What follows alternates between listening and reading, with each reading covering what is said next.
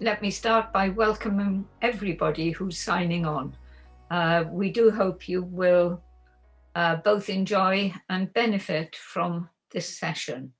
As some of you will know, if not everyone, Soroptimists is a worldwide organization for women and girls seeking to help women and girls be the best they can. And SIGBI is one of our federations. We cover countries from the EU through to the Asian subcontinent, Indian subcontinent, through to the Caribbean. And we have contributions today from all those areas. And we think that will give a broad flavor of what we do and how we do it. The COVID pandemic, of course, has made things different in many ways for all of us, but it has enabled more of us to share sessions in New York this year than all of us having to fly to New York. So I think that's a positive, and I suspect we'll be doing more mixed sessions of things in future where some are physical, but also part on Zoom or other similar platforms. And I look forward to that. If you have questions or comments, please put them in the chat panel, and we will be keeping our eye on that all the way through to pick up on them. We're going to take you on a tour.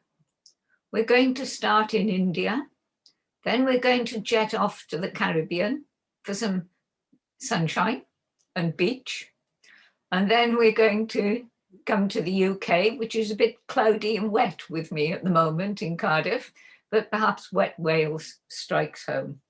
And then we're going to go back to India for our closing session. There will be opportunities for questions and answers throughout, and individuals on the panel will be keeping an eye on that. So please do use the chat room.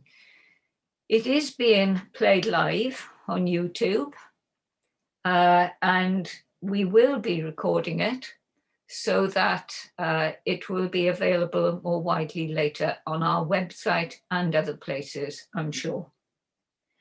So I think without further ado, I will try and share my screen so that we have the first presentation.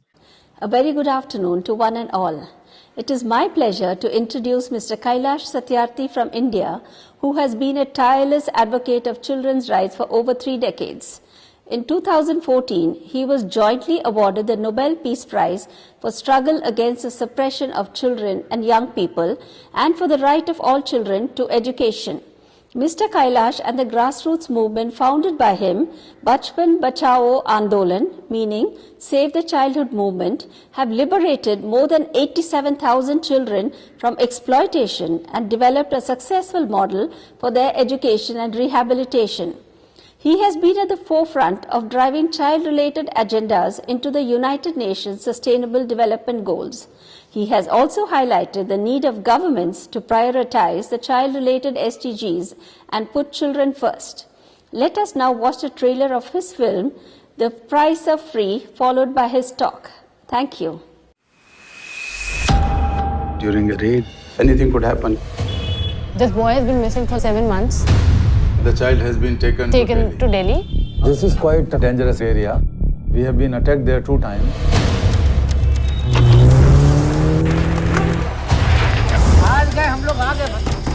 Where are the children?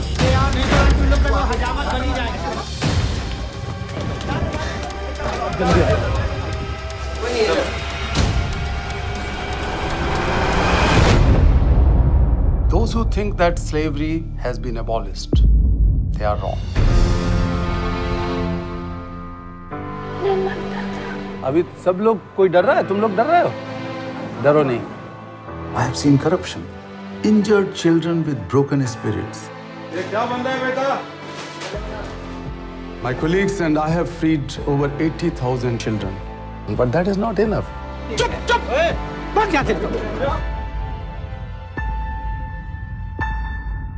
Rescue operations and raids are important, but one tiny part of the whole movement.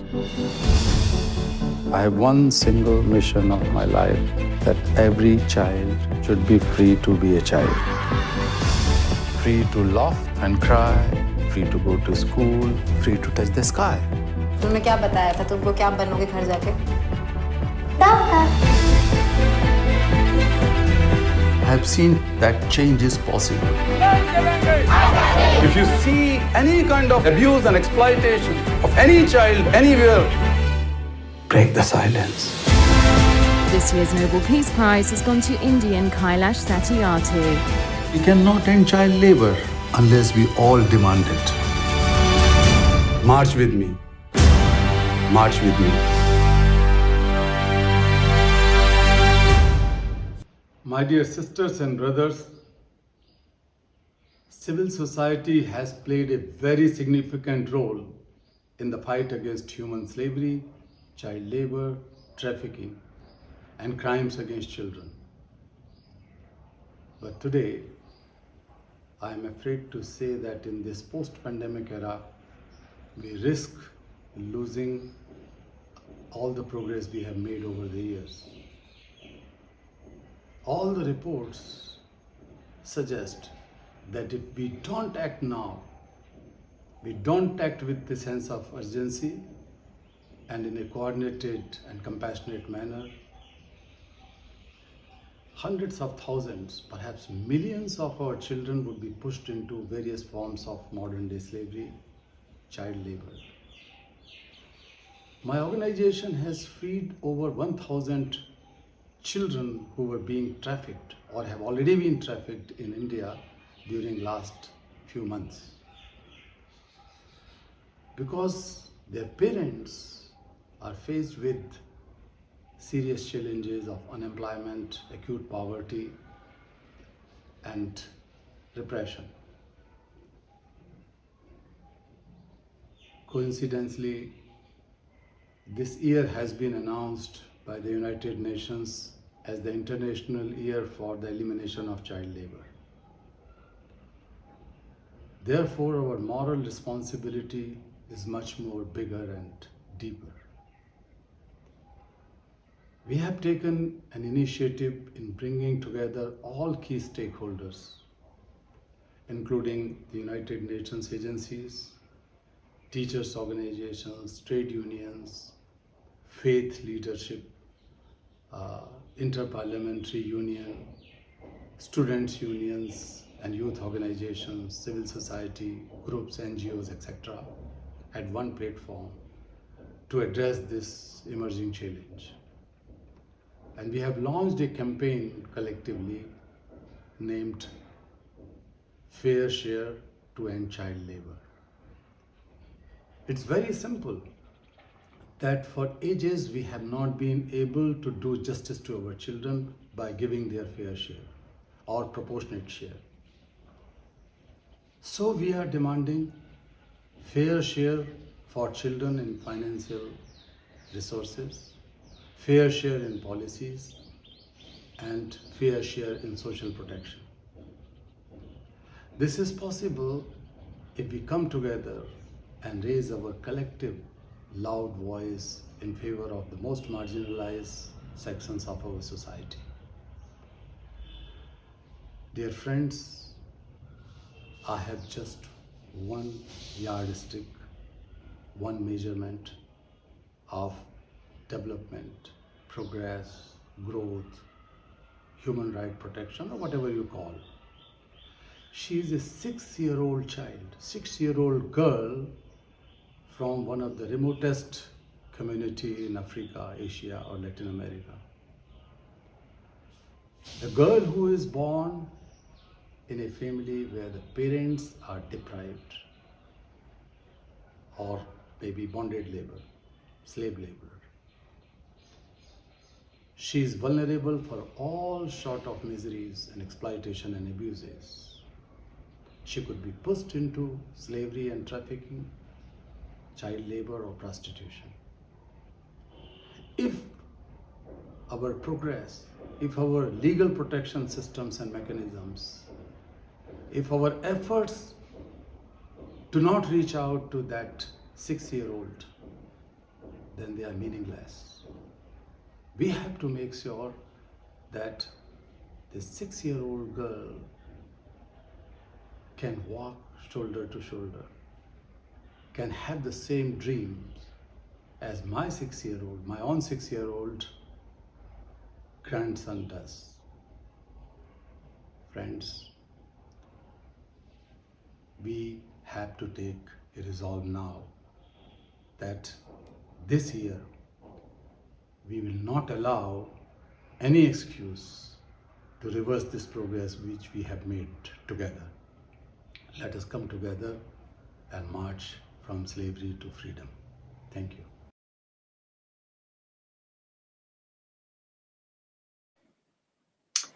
Well, thank you for another powerful presentation.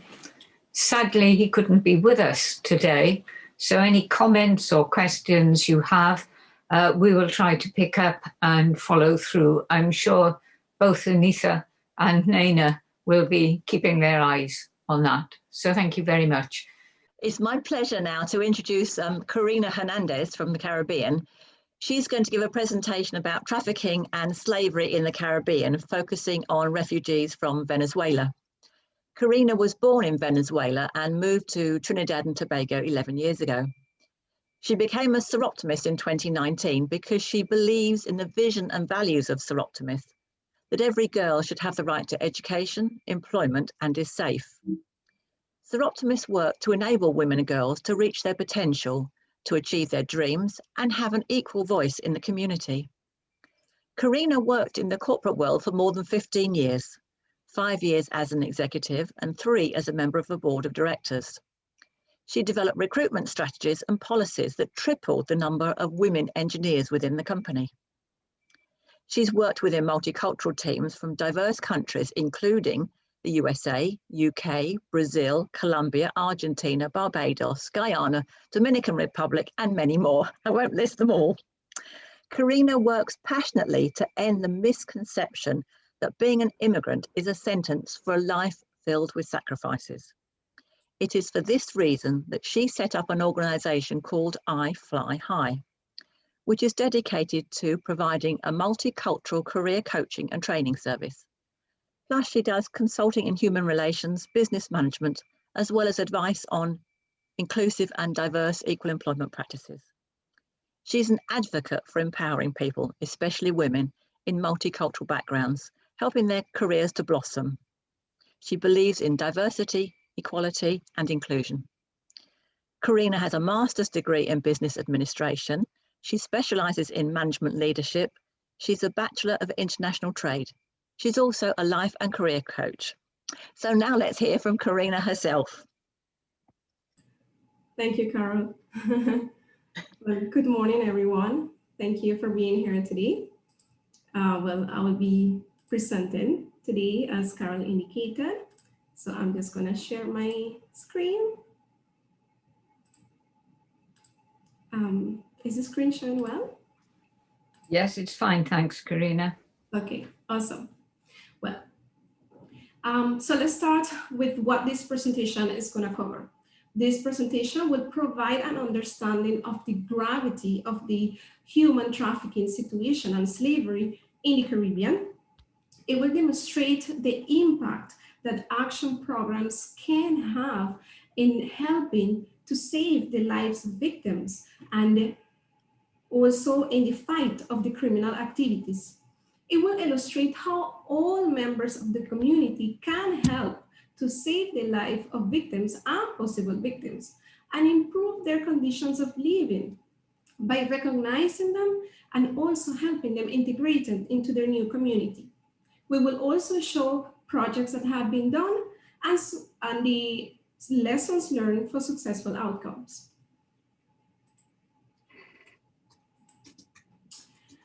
So between 80,000 to 125,000 people are trafficked or smuggled through the Caribbean annually. Out of that number, Venezuelans represent 70% of the identified victims. Now, long before Venezuelans became the highest number of victims, there were people from different countries, from Africa, from China, Latin America, and even other Caribbean countries that were smuggled for human trafficking in the Caribbean. So why is the percentage of Venezuelans so high, you might be wondering? Since 2017, the humanitarian crisis in the country just worsened, and the outflow of Venezuelans, refugees, and migrants to the whole region just increased dramatically. For the last 4 years, it's been very, very high. And the thing is that they have been lured to the Caribbean under false promises of high-paying jobs in the tourism section, in the construction, in hotels and restaurants. But the reality is that most of these job offers turn into sexual exploitation or labor. Venezuelans represented over 90% of the identified victims of trafficking in Trinidad and Tobago. Trinidad has the highest demand, that is 81%, of sex and prostitution when compared to other English-speaking Caribbean countries in the CARICOM. Approximately 4,000 victims were trafficked for the last 4 to 6 years from Venezuela to Trinidad. And trafficked cases involve mainly young women and girls between the ages of 15 and 21. Now, victims are generally trafficked in dangerous boat journeys, also exposing them to death. Shipwrecks have taken the lives of over 100 people, while others just have gone missing.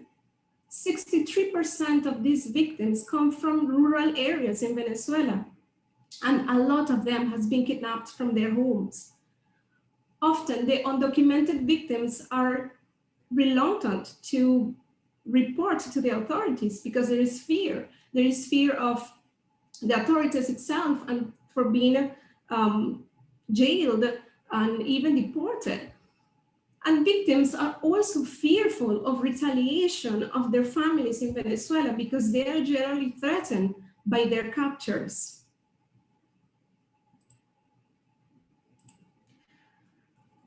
Foreign women and girls are an easy target given their easily identifiable characteristics. The physical appearance, that is the light complexion, the facial features, the long straight hair, and even their clothing, which is generally jeans and sneakers, as you could see in the picture, make Venezuelan migrants easily recognizable, which also makes them an easy target for predators. There's also been an increase in the use of social media by traffickers since COVID-19. Of course, because of the current situation in the country, there has been projects done by local surreptitious clubs in Trinidad and Tobago to help victims, raise awareness, and promote community action. We have support for trafficked and domestic violence victims by SI Esperance. The club quickly responded to the appeal of the halfway house after they received several young women and girls who were victims of human trafficking and violence.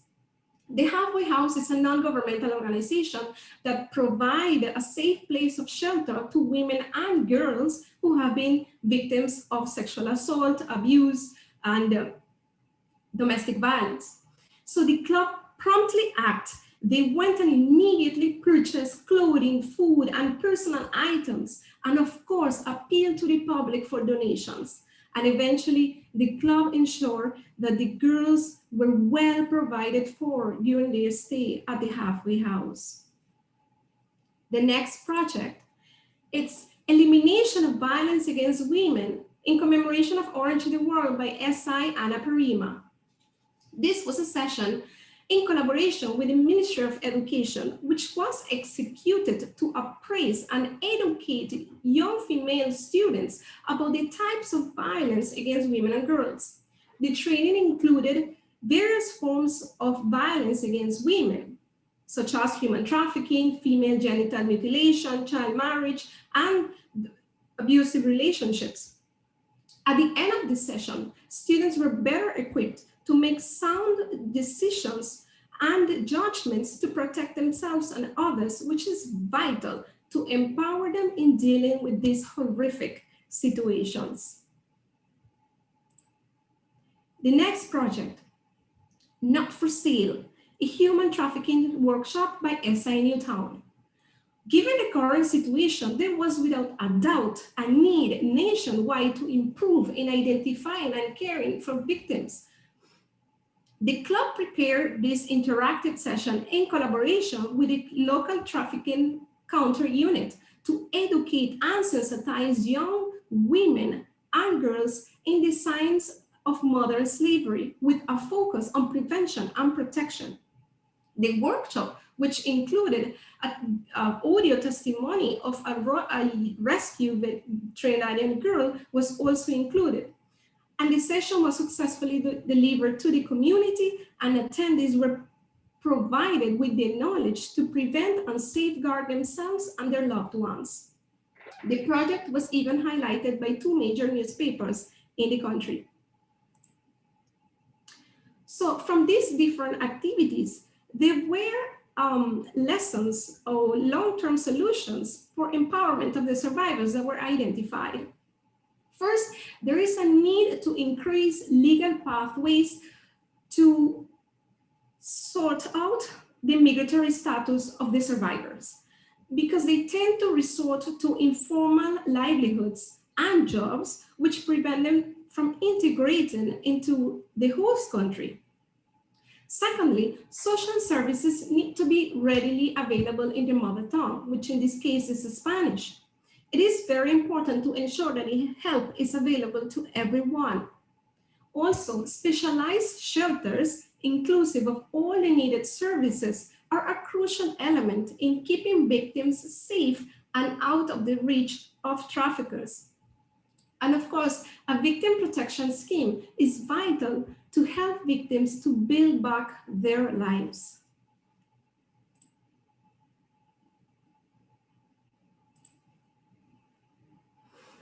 So this project, teaching and empowering Venezuelan immigrants to make a safe transition to the world of work.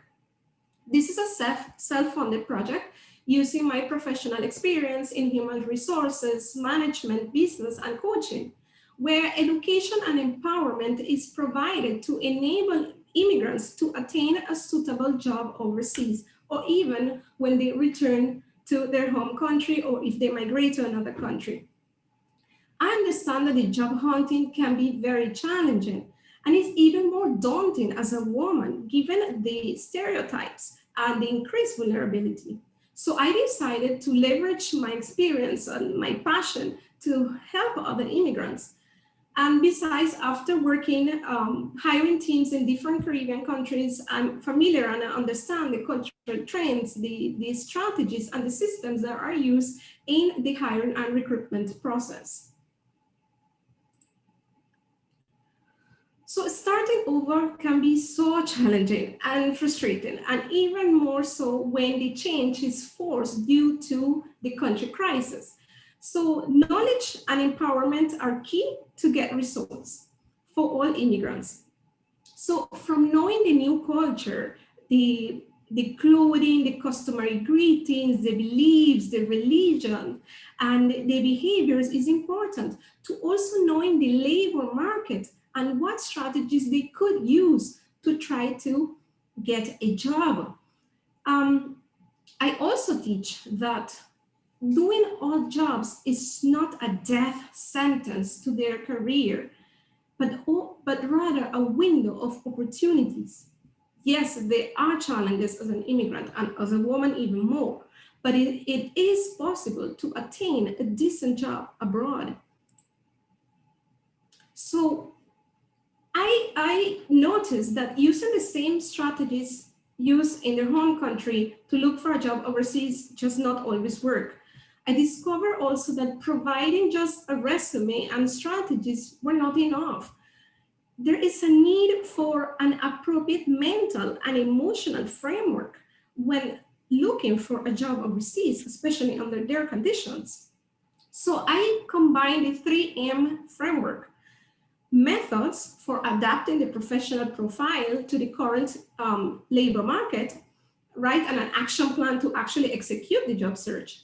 The mentality, which is learning the skills to manage the interviews and the negotiation aspect of it. It's fundamental. Many times it is the fear that they have that lead them to accept lower paid jobs. So the confidence to show their skills is very important. And of course, the motivation. There are a lot of beliefs around the job search. So identifying them and eliminating them, it's very important. So I have 3 cases of study to share with you today. The first case of study is an engineer who went from kitchen assistant to hotel supervisor. This was an engineer in her 40s who arrived to Trinidad over 4 years ago, having previously worked in different manufacturing facilities in Venezuela, and she worked as a kitchen assistant for the last 3 years. So we started by highlighting her value instead of the traditional approach, and we adapted her resume to the local market. The training included seeking employment with purpose rather than impulsively, developing an action plan, and boosting her self-confidence to carry out the interviews. She now works at a local hotel as a facility supervisor. The skills that she had learned as a kitchen assistant were key to land this job. So one lesson learned is that all jobs teach skills that can be used for life. We just need to learn to use it to their advantage. Case study number 2. From lawyer to jobless to affair assistant at an embassy. This was a lawyer in her mid-30s who arrived to Trinidad. She worked for law firms before. She had had no luck with her job search. So we adjusted her resume strategically to highlight skills and experience rather than education, because she couldn't work as a lawyer here, right? And we toned down the resume to tailor it. The training included seeking employment with a career transition approach, which is different than normal job search. And eventually, she landed a job at an embassy. And after she migrated to another country, and she continued her professional growth somewhere else. So one lesson learned is that specially designed strategies, the cultural knowledge and the integration were key for her to succeed in her position. Case number 3, it was a teacher who went from waitress to customer service. So this teacher had worked for universities in Venezuela and had been working for the last 5 years, actually as a waitress with no luck as a teacher because she couldn't work as a teacher here, right? So adjusting her resume to strategically marketed to highlight transferable skills, those skills that she had had as a teacher and as a waitress, to transition to customer service was key. So we also tackle online because customer service positions are mostly advertised online. So we work on developing her personal brand online, to seeking strategies, and also developing her self-confidence and selling skills. Eventually, she landed a job at customer service and was actually recently promoted as a team leader. So one lesson learned is that customizing the job search strategy depending on the profile of the job seeker is fundamental. So the key lessons learned from this project. One is that most immigrants, they do not know that they need to adapt their professional profile to the local market. They just use the same strategies that they use at home. Identification and elimination of barriers and beliefs around the job search is fundamental because many believe that they cannot get what they deserve. 3, most immigrants are not aware of cultural differences, which is this many times what prevent them from landing a suitable job. Also, career change is often the best approach for immigrants to kick off their career overseas. There are free options as well as trade-offs that can be done for people to learn English. And of course, the emotional support and the stress management tools play a big role in their chances of success.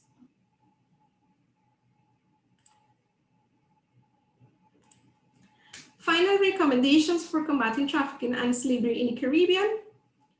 In most cases, it was the community who alerted the authorities about suspicious activities, but at the same time, there's still unawareness on the matter. So training on trafficking for the community to improve their ability to help and recognize traffic victims is still needed. The migrants, asylum seekers, and refugees living in the country are at a greater risk of becoming victims of trafficking and slavery because they do not know what are the tactics that the trafficking networks use. So delivering bilingual workshops and resources for their protection and prevention, especially for women, it is important.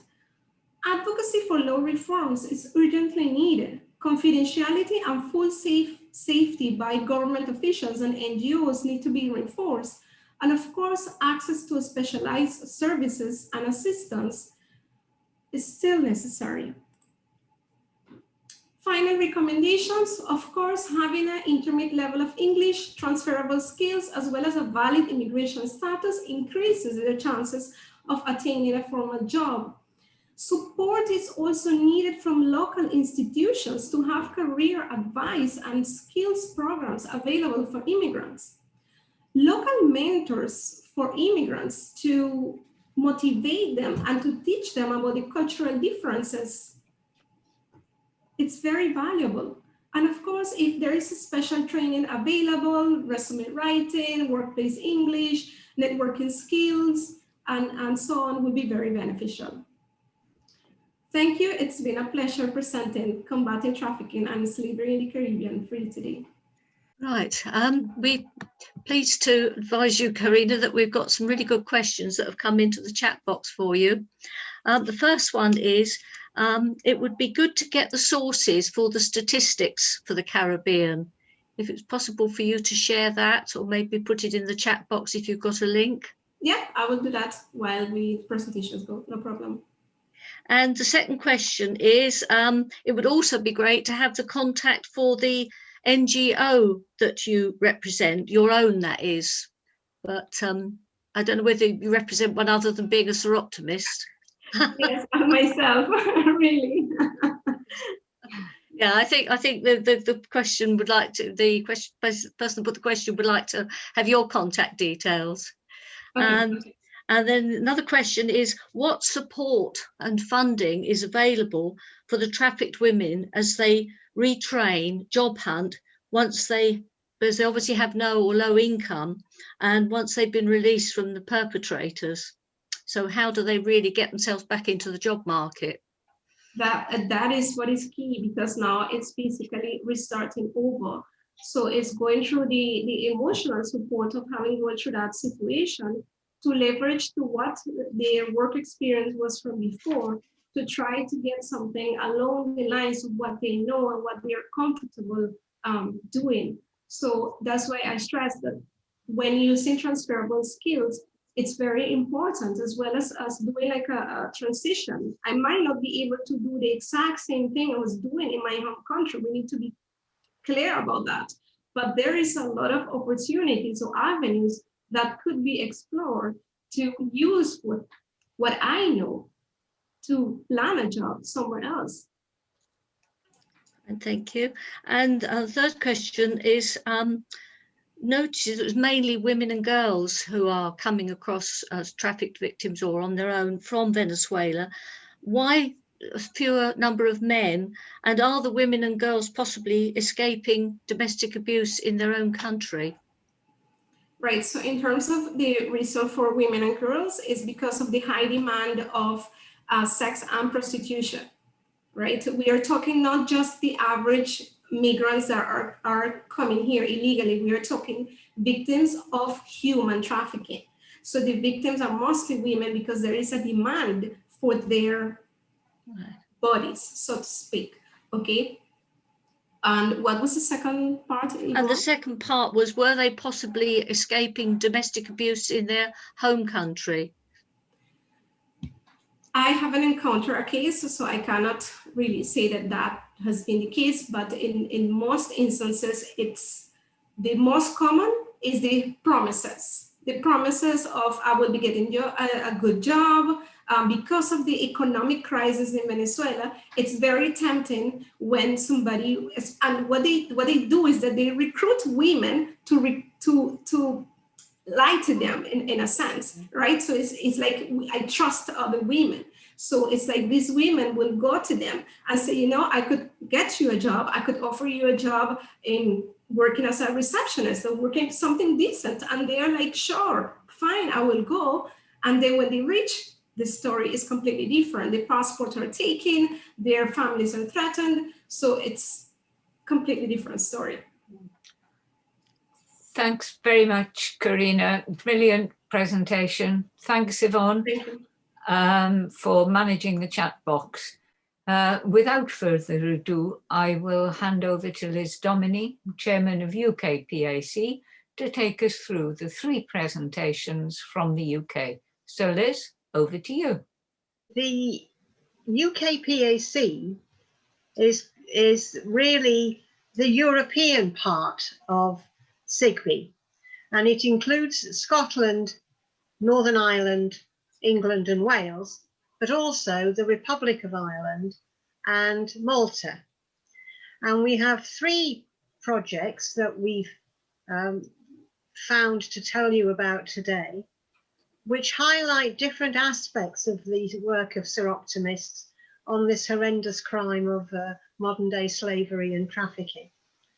The first is about prevention and comes from Wales. The second is a project about raising awareness in a community. And the third about helping women who have arrived in a foreign country and are trying to fit in for whatever reason they're there. So can I just remind you, if you've got questions, can you put them in the chat, because we'll have questions at the end of the 3 presentations. And over to you, Kim Ann, for our first presentation. Thank you. Thank you, Liz, and good afternoon, everyone. Good evening, or maybe even good morning from wherever you are in the world. I am Kim Ann Williamson, and I'm welcoming you to this session. And as Liz said, this is all about raising awareness and preventative measures. So I'm SI Cardiff and District President-elect, and I'm absolutely delighted to be alongside Heather Lewis, the CEO of Brave Bear Trust, who is co-hosting this session with me this afternoon. I really hope you find this session informative, and when you leave us this afternoon, I really hope that you will have understood what we are trying to achieve, and that is to take Brave to know around the world his name, what he's about, and that we are striving for every child to know about him. I hope you will see why we've had to think about a really effective training strategy. But most importantly, I hope that we've inspired you to join us on our journey, on our adventure to take Brave around the world. Heather, over to you. Thank you, Kim Ann. It's an honour to be invited here today to learn from other people fighting exploitation and to share the vision of Brave Bear Trust. I really want to explain to you the vital need about raising awareness to empower children to make informed decisions about how to keep themselves and others safe from exploitation. Why? Well, because there are, according to the Global Slavery Index, a conservative estimate of over 40 million people in the world who right now are being exploited, who are living in slavery. And to give you some context, the number estimated is the equivalent to the entire population of Spain. And when it comes to children, it is estimated that 1/4 of those are children. So that's at least 10 million children. Now that heartbreaking reality is why the Brave Bear Trust was created, to engage, educate and equip children to keep themselves and others safe from exploitation. So that heartbreaking reality is why Brave Bear Trust was created, to engage, educate, equip and empower children to know how to keep themselves and others safe from exploitation. Well, how did this all come about? Well, a few years ago, I was working with children in schools raising awareness I was engaging with teenagers, but then I had an opportunity to engage with children, and I struggled to find appropriate resources locally to know how to do that. And so I had an idea that was sparked from Manumit coffee roasters who employ survivors of exploitation here in Wales. And they were partners of the charity that I worked for at the time. And so I delivered my lesson to these little children about how coffee is made all the way from crop to cup. And I brought the Manumit coffee roasting machine to life, just like the toys in the Toy Story movies that you'll see. And I named the machine Rory. And I taught the children about value and worth, about paying fairly for things and treating people kindly. And it worked well, but a few lessons here and there, it's got limited impact. And so I was inspired to try and write a book alongside some other people who helped. That way I thought more children could be reached with this life-saving message. Not long after this idea, I met a professional who told me about a real life story about a girl he'd helped to rescue from exploitation. Her only possession was a teddy bear. And so that's where Brave the Bear comes in. And Rory and Brave have become quite the dynamic duo. The story of Brave is a very heartwarming and passionate one about how a young girl named Bella, who lived with her mum and siblings in poverty, found herself being exploited through domestic servitude. The lady that Bella worked for had tricked her mother, taken advantage of her vulnerabilities and promising Bella and her family hope. And in fact, she was doing the very opposite thing, trapping and exploiting Bella. But there was hope because Brave, her amazingly loyal teddy bear, hatched a plan to rescue Bella. He saw an opportunity when stumbling across another girl, Jenny, who had previously been exploited by this lady. And Jenny had now found freedom with a survivor care coffee roasting company, just like Manumit. And so Brave teams up with Rory, and I'm going to leave you to read the rest of the story for yourself sometime. So not only in Kim Ann's Seroptimist role has she advocated for and championed the work of Brave, but she's been a friend of Brave for a number of years. And because of her experience in training, we reached out to her and utilised her expertise. Kim Ann, back over to you. Thanks, Heather. So I hope you can see that the book is really powerful. It's a fabulous story. But in addition to the book, what we really wanted to do was have a training strategy that ran alongside the book and alongside the storyline. It's so that we can educate as many people that come into contact with children. Because we know that everyone needs to know about the signs of human trafficking. What are the signs to look out for? And then how to call for help should there be a need to. So what we've now created is a 1-hour accredited training. It's just an introduction to human trafficking, but it's for any trusted adult that supports children. We've included areas as to how to utilise Brave, how to use the story, and there's some fantastic accompanying resources. So they're there to be used within a community setting, within a home setting, or throughout education. So you can see that Brave is far more than just a book, and that's what we wanted to bring to life today. But Heather, please tell us about why Brave is far more than just a book. Back over to you. Thank you.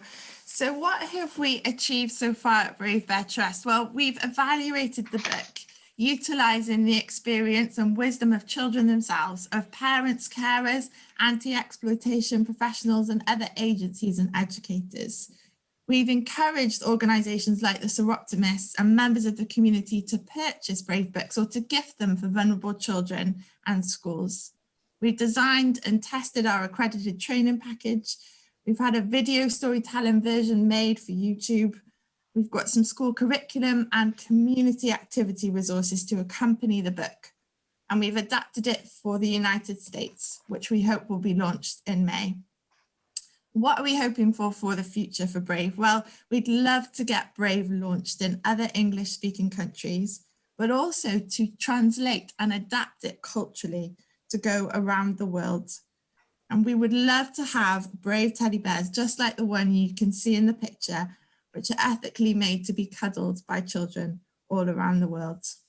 So finally, how could you be involved with Brave the Bear? Or why not tell someone else what you've learned today from any of the presenters to raise awareness? You could visit our website to take a look at the book and resources. You can speak directly with Kim Ann or I if you have any ideas about how to take Brave around the world. So we really hope that we've inspired you. We really hope that you've enjoyed this very short session. But as Heather says, if you want to learn more, want to know a bit more, please do get in touch with us. Thank you for joining us. Thank you for listening. And back to you, Liz. Okay, thank you very much. That's a really interesting project, I think. And we'll talk to you a bit later about the development of that. But let's go straight away now to the project from Liverpool with Annette. Hi everybody, good afternoon from Liverpool in the UK. My name is Annette and I'm a member of the Liverpool Soroptimist group here in the UK. As a volunteer, I also lead the Liverpool Stop the Traffic group, and our aim is to raise awareness of human trafficking in our city.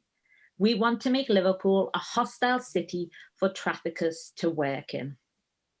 Last year, our president-elect in SI Liverpool chose Stop the Traffic to be one of her chosen charities.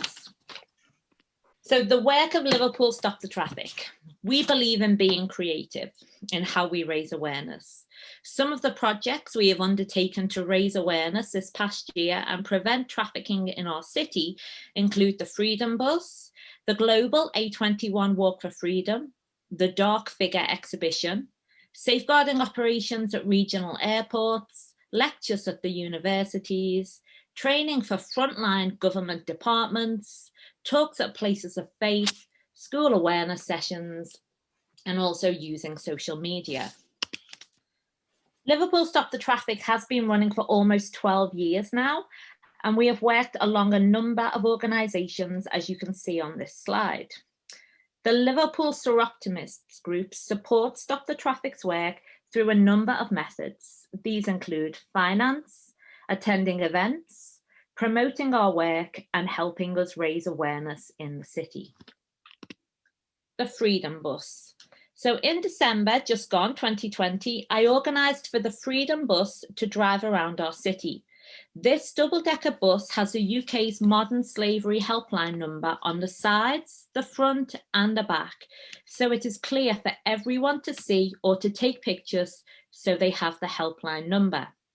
We stopped outside car washes and massage parlours in our city to enable the workers to see the bus and to get the number if they can, so they can call for help. Police were also on board, so if any intel was given, they could do their investigations. We drove around the suburbs of the city and also to famous landmarks, including the International Slavery Museum at the Royal Albert Dock, the Town Hall, where our Lord Mayor gave a short talk, the Anglican Cathedral, and Liverpool John Lennon Airport. The Dark Figure Exhibition. The Dark Figure Exhibition is based on a book of the same name by Amy Romer, a UK photographer now based in Vancouver, Canada.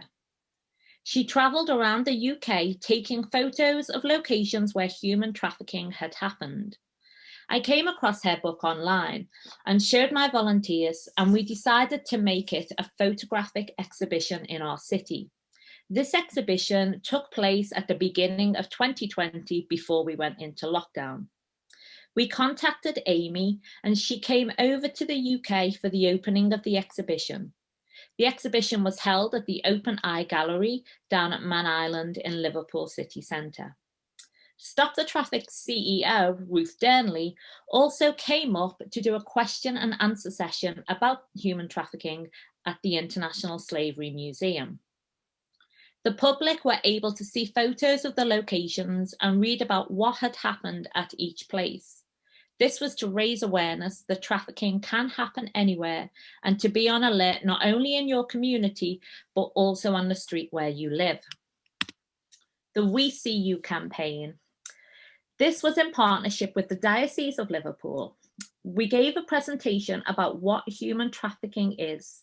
We spoke about the signs of trafficking and how to report, whether you'd seen something happening or whether it was just a suspicion. Other organisations that were included were the Clua Initiative, who spoke about the Car Wash and Agriculture Act that they had launched, and the Madai Trust, who have safe houses for men, women and families all over the UK. For the UN World Day Against Trafficking, and as a member of SI Liverpool, I produced a multimedia pack about human trafficking for all of our members. As everybody enjoys learning differently, I gave a range of resources which included names of films, books, TED Talks, online reports, webinars, TV shows, and also web pages for more information. School talks and online safety. We go into local schools, but now, due to COVID, we have been doing online talks for children of all ages. Our aim is to raise awareness of human trafficking and grooming and how to stay safe online. We provide the schools with teaching resources and activities that they can continue to use with their students. We teach about healthy and unhealthy relationships and healthy and unhealthy friendships. We believe in prevent. So if the children don't know what to look for, they won't be able to spot it and they won't be able to report it. And the 821 Walk for Freedom. For 4 years now, we have been organising the 821 Walk for Freedom. This is a global event with over 500 cities and 50 countries taking part on the same day. Globally, we walk silently, in single file, holding boards with facts about the horrors of human trafficking. Each year, we have over 100 people join the walk in all weathers, and we partner with the International Slavery Museum, who help us to host at their location. The City Council also supports us by keeping the traffic lights on red so we can all cross the road safely. We start and finish our walk at the Slavery Museum, making a strong statement that we will not tolerate human trafficking in our city. Thank you for your time today. That is what Soroptimist Liverpool do to raise awareness with Stop the Traffic in our city. Thank you, Liz. Thank you, Annette.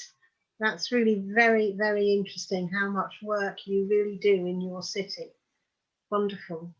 Okay, so shall we now go straight to Heba and Beth from Scotland? Hi everyone, thank you for being with us today. Okay, hello everyone. Thank you so much for having us today. I'm Heba from Jasmine and Thistle. So shall we start? Sharon Fisher, Soroptimist International President, has said that the stories we can tell can be the messengers that bring complex global issues into focus and align them with the program work of our federations and clubs. For today's story, we would like to tell you about SI Kirkintilloch and this district's project for peace and international goodwill, Jasmine and Thistle, a community group which aims to uphold and promote these aims. In a world that is increasingly fractured by conflict, political polarization, and technology, Jasmine and Thistle provides a space for people from different cultures to share their own stories, to connect and form relationships that will positively shape and change the world around them. Jasmine and Thistle began in 2017 in the small Scottish town of Kirkintilloch when SI member Melanie Brickley interviewed Sana Al-Farrouch, recently arrived Syrian refugee.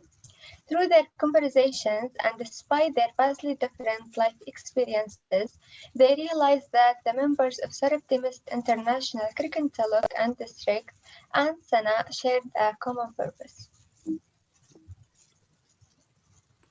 When 3 other Syrian families moved into East Dunbartonshire, this created the opportunity to put into practice the UN aims of peace, justice, healthcare and education between the Syrian and Scottish families in the area, and Jasmine and Thistle was born.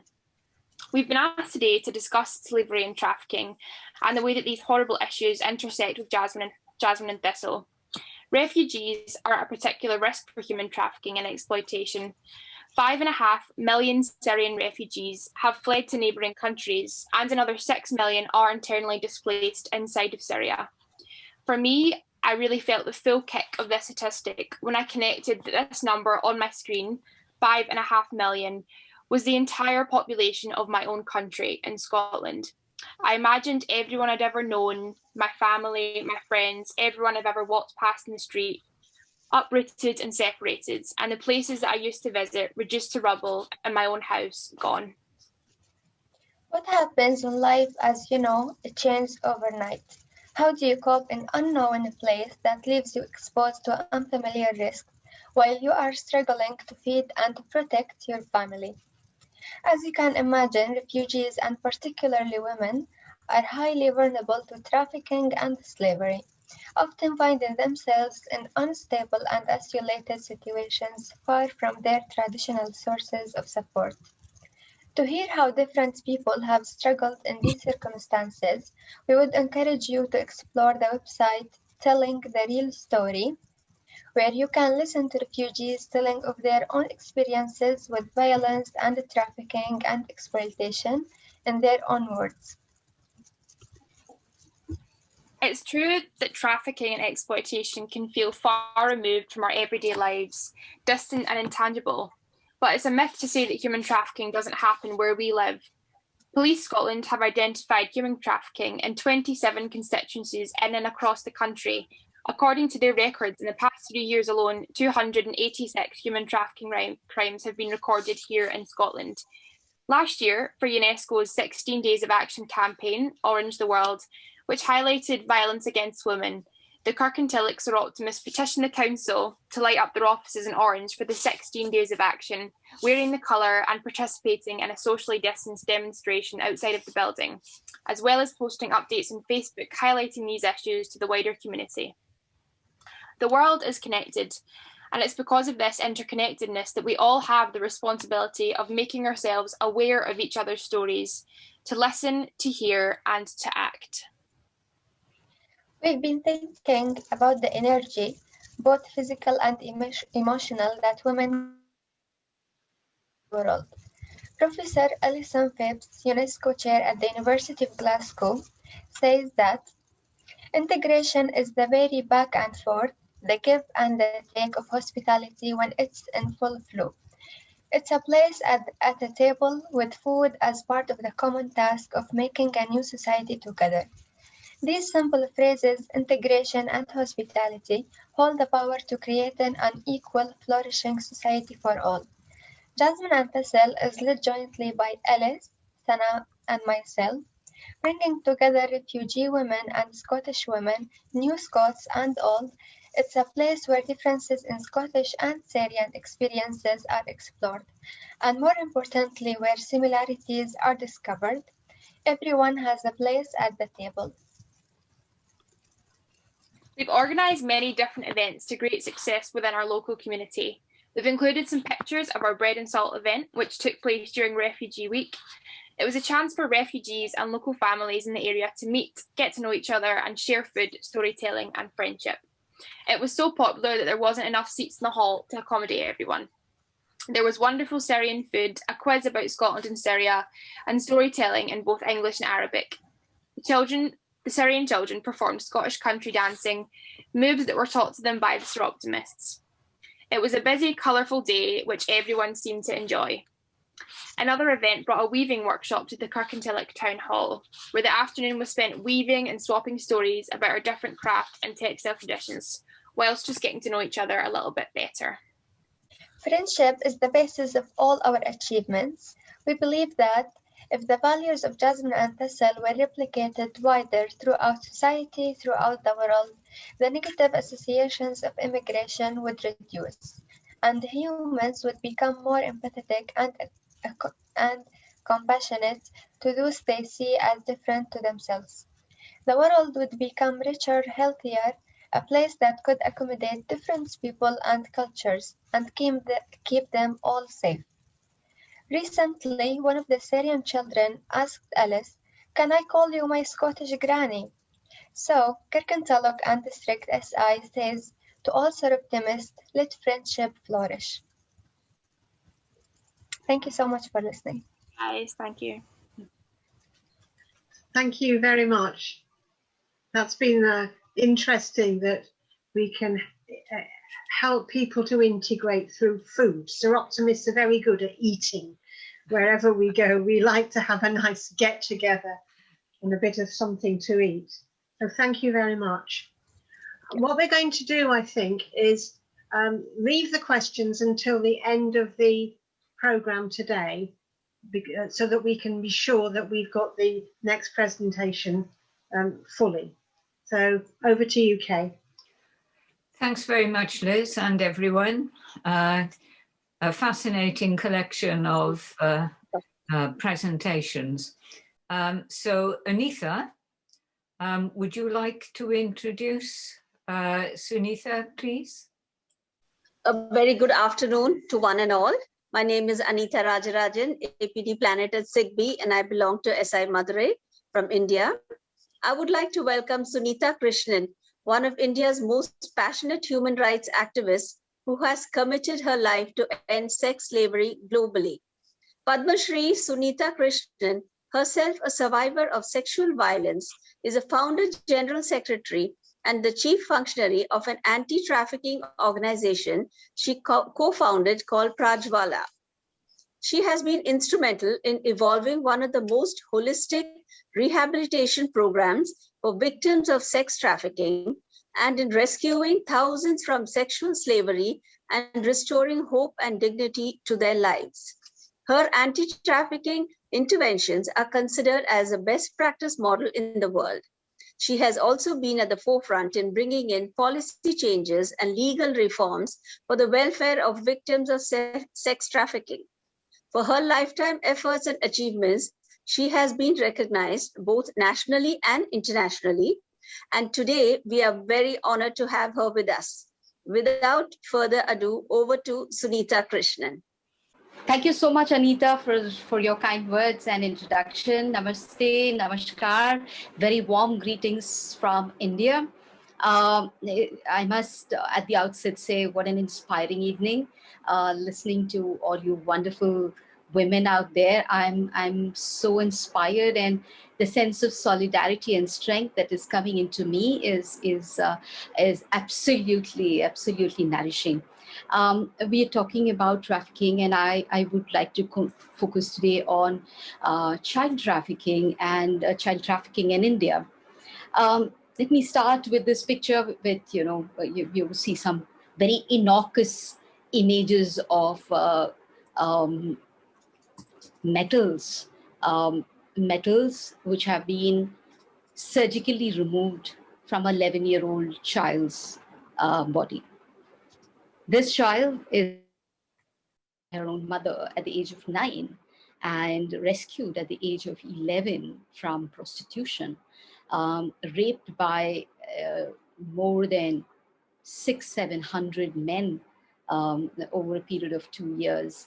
The child has developed such acute trauma that she hurts herself, pains herself, and her traumatic condition makes her, immerse such small, metal pieces into her body, and she's had more than 11 surgeries to remove these body pieces.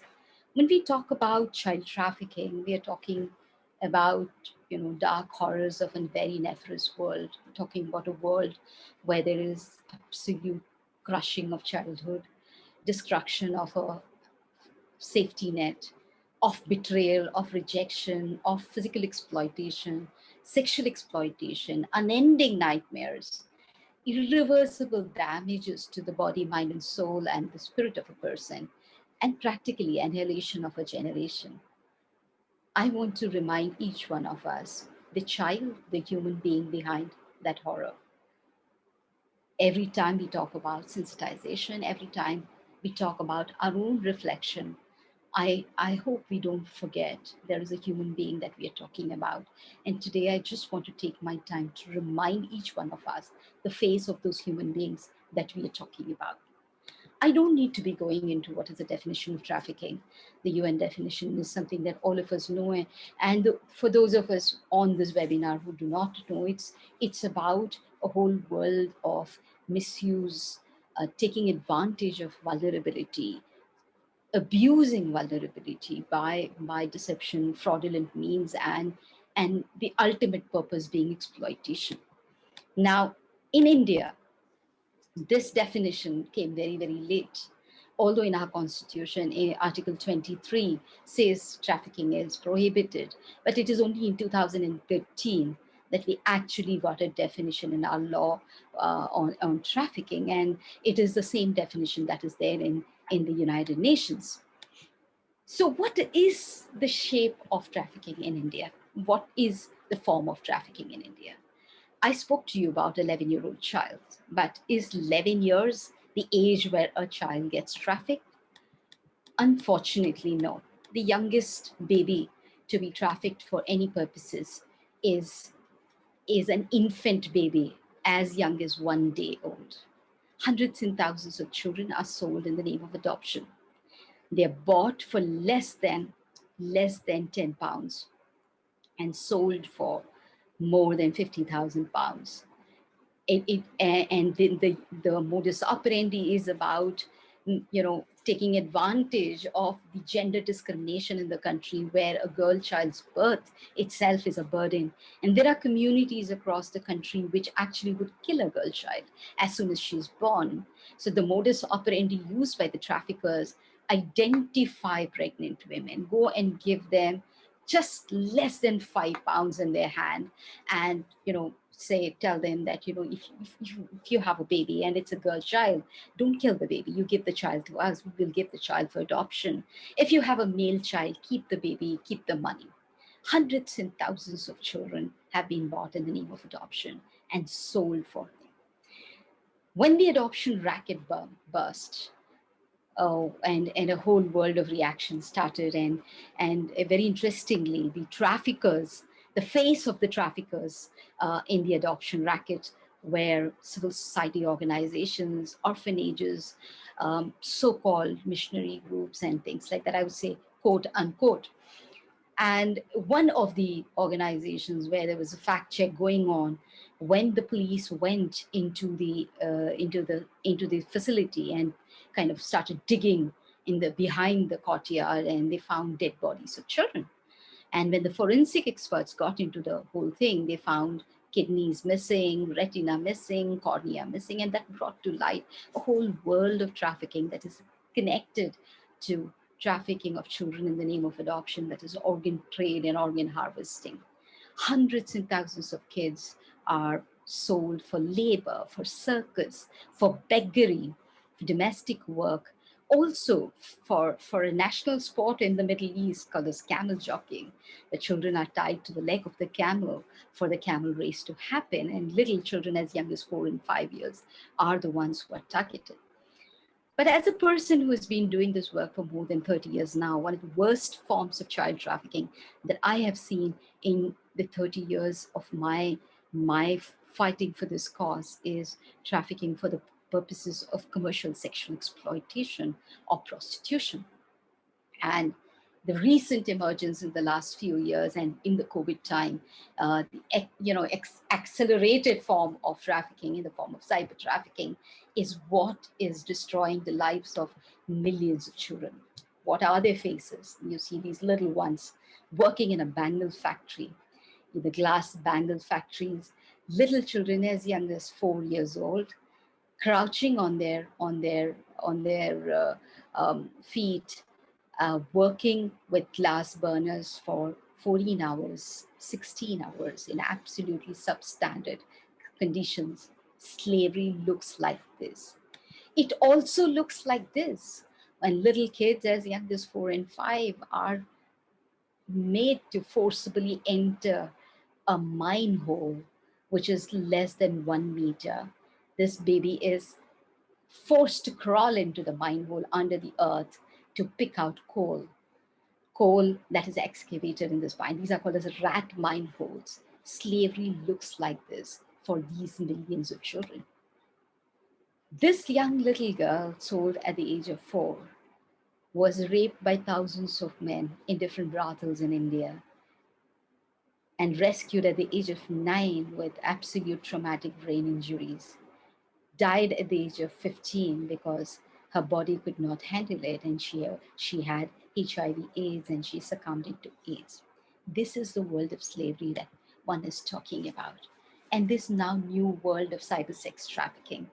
Very, very recently, a junior engineer working in a government service was caught making videos of little children as young as 3 and 4 years old. He had 50 such videos.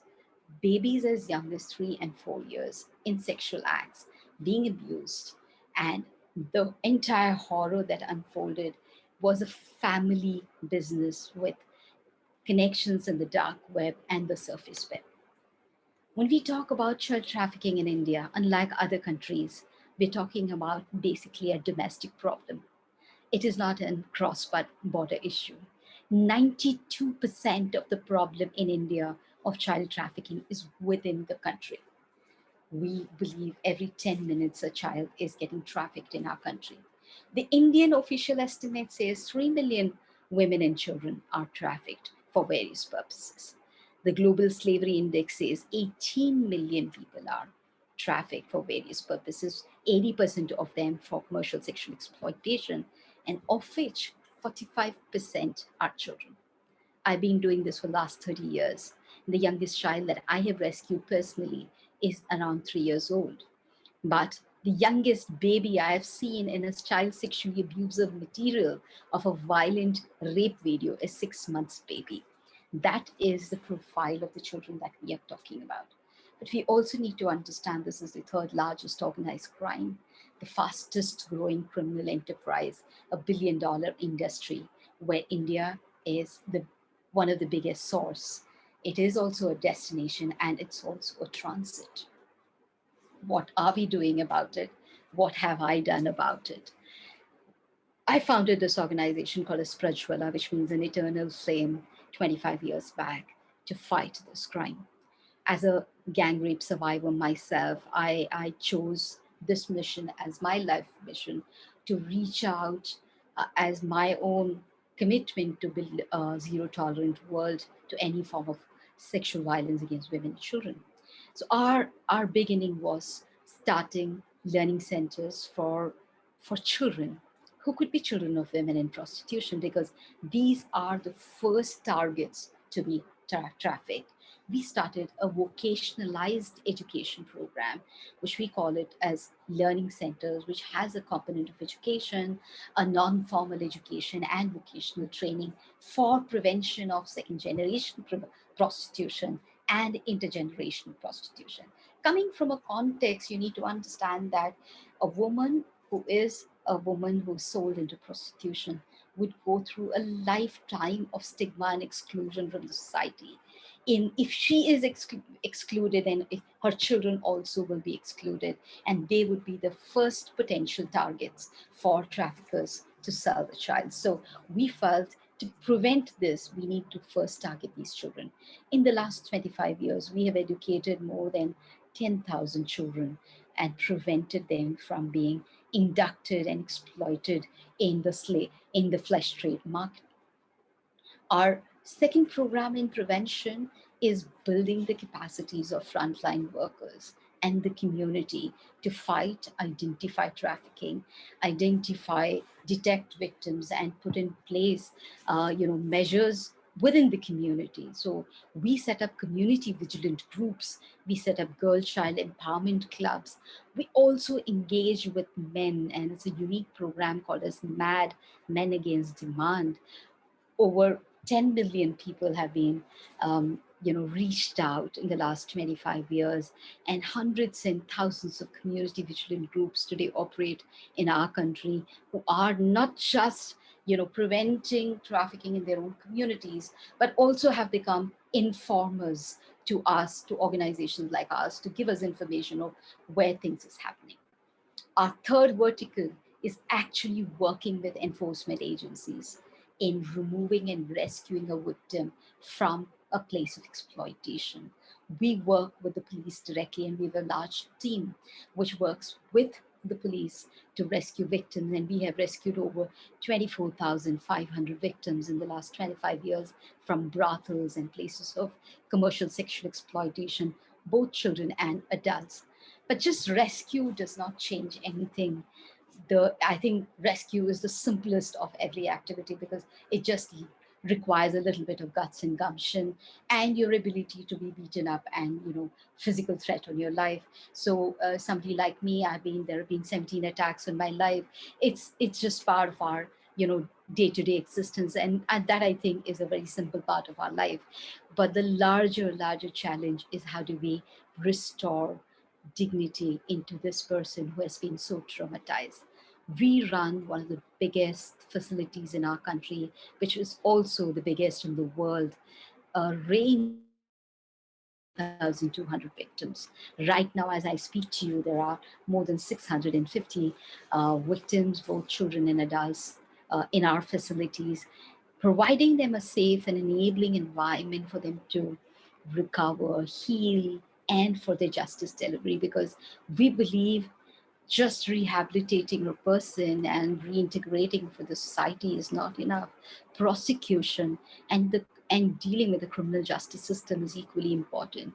So we prepare victims to deal and confront the criminal justice system and testify in the court so that there is deterrence, because deterrence is the best form of prevention. Because today what is happening is a world of impunity, and if we need to break it, we need to create a system where survivors can speak up.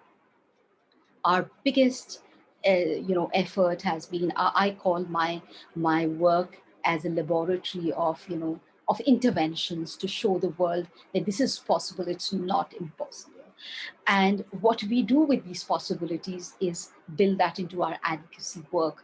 We have been at the forefront in the country, bringing very victim-centric legislations, policies, and schemes across India. India is a very, very large country, and if we can achieve something, so we've been fighting in the Supreme Court of India for the last 17 years to get a comprehensive legislation, and we have won the case. So today, India is on the verge of getting a comprehensive legislation on trafficking, thanks to 17 years of our struggle in the apex court. What is it that we want from each one of these wonderful people who are joining us in this webinar today?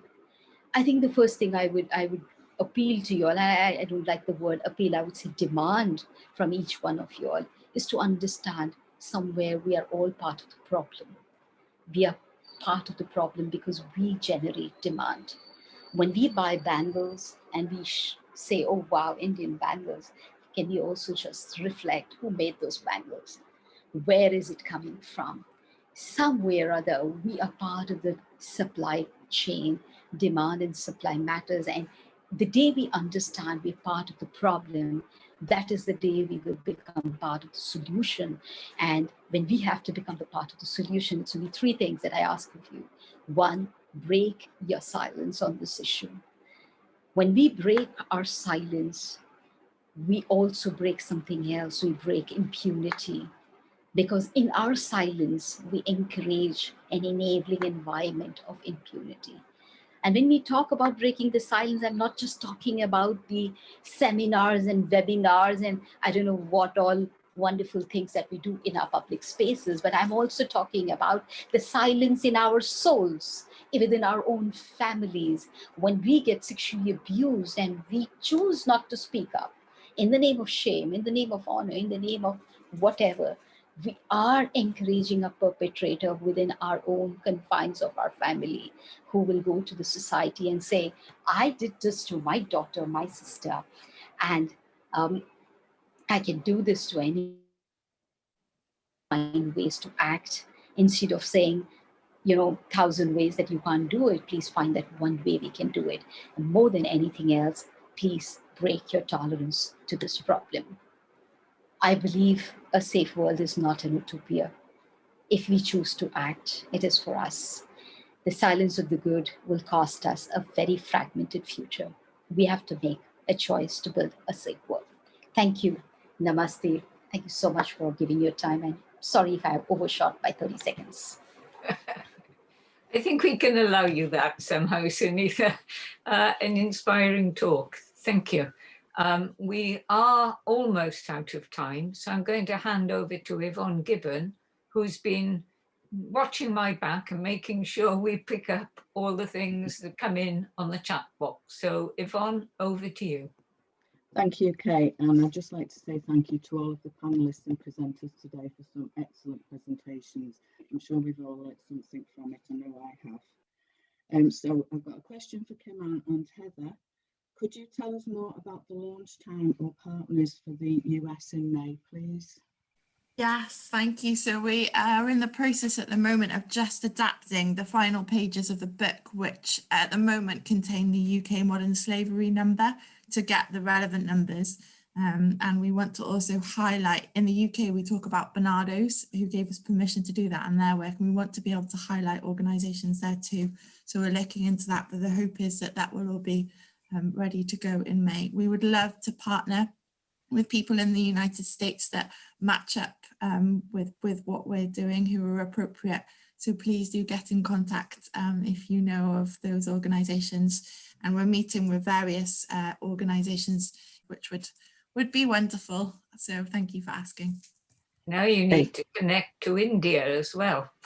Sorry, and the Caribbean, of course. Yeah.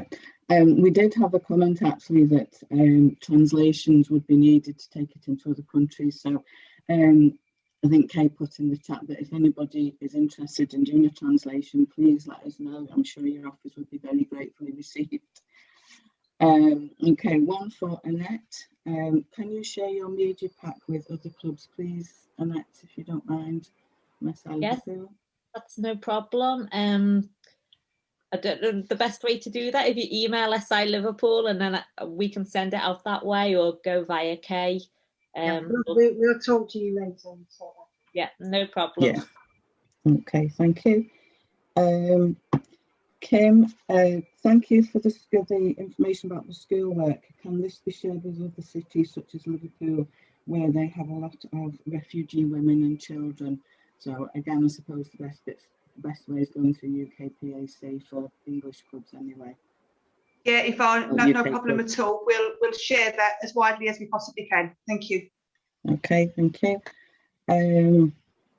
Why the A21, Annette, please? And why the A21 War for Freedom?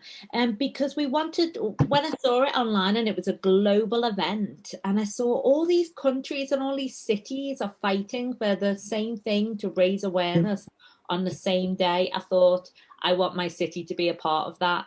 And so Stop the Traffic were very happy for me to partner with A21. And the rest is history. And then the International Slavery Museum, they allowed us to use their Martin Luther King building for free, so we could do that. And it just brought the whole city together. And sadly, the last time we did it, it poured down with rain, but we had our SI Liverpool group and SI Chester and Warrington, I think, came along as well. So yeah, it was just to be a part of something global that was already established and already working. So why rewrite? Right, thank you, Annette. I've just been told that you can't hear me very well, so can you hear me better now? Hopefully, yeah. Okay, thank you. A comment here, perhaps to everybody. Amazing presentation. Oh, the facts are hard to fathom. I would like a historical perspective. Have we just descended into the worst of human nature in recent years, or has it been this way for a long time? So I don't know who would like to pick up on that question. I'm going to be cheeky. It's simply because all this has been going on since before recorded history, and very much trafficking and slavery was on the east coast of Africa between the African chieftains and the Arab traders. So we really can go back that far. So it has a long history. Maybe now with improved communications, we can raise awareness more easily than it could be done previously. And I think it's probably up to us and our networks Is there anything else urgent on there, Yvonne? Because we're about to run out of time. No, I'm Okay, sure if we I can. might, if I might add one point. Of course, Sunitha. Yes, as you said very rightly, it's been there historically, but in recent times, improved communication, as you said, has been also the reason for improved communication between the traffickers. And trafficking has increased 100-fold thanks to improved communication. And I think the break of the society in terms of values, family systems, etc., has devalued the value of life. And you see today there's absolutely no qualms even in abusing a 6-month baby. No, I know. I did some work in Lesotho a few years ago, and we had examples of babies being raped because the men believed that if they did that, it would cure them of HIV. Exactly. So all sorts of stories around. But I think we've probably got to wind up now because we've got about a minute before we're cut off. So a big thank you to everybody, to the panelists in particular, obviously for all the hard work putting your presentations together, to the attendees who've been keeping their eyes on us. But I'm sure we can take this forward together and for doing our best to at least diminish it and hopefully eradicate it. So thank you one and all.